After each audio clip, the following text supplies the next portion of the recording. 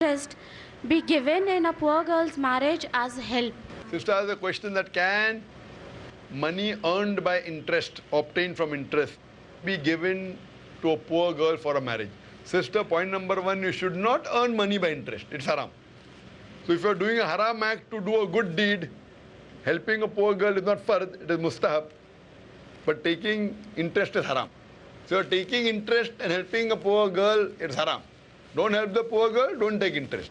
But if now you have realized today that interest is haram, you weren't aware of it, and you will say that, okay, now I stop keeping my money in the bank and I'll not take interest in future. Now I have the interest, what to do? Then you can do many things. You can give in charity, you can help the poor people, you can do it for dawah, you can use it for helping a poor girl get married, no problem. But if you say, I will keep lakhs of rupees in the bank and keep on taking interest and will not use that interest, give in charity, not only giving riba is haram, even taking riba is haram. So to give in charity, first you have to take. I know most of the ulamas say that you can keep in the bank, but don't utilize the money, give in charity. I disagree with them.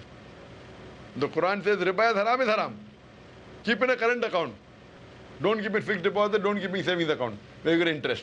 So even if you give for a good cause, you are earning more negative point than positive point. Best is, don't keep in a fixed deposit or saving account. Keep in a current account, that's the best. And yet if you want, you can help from your other money. But if you came to know today interest is haram and you have stopped taking interest and will not take in future, and now you have interest money that you can utilize for any good work, including helping a poor girl get married. Hope that answers the question.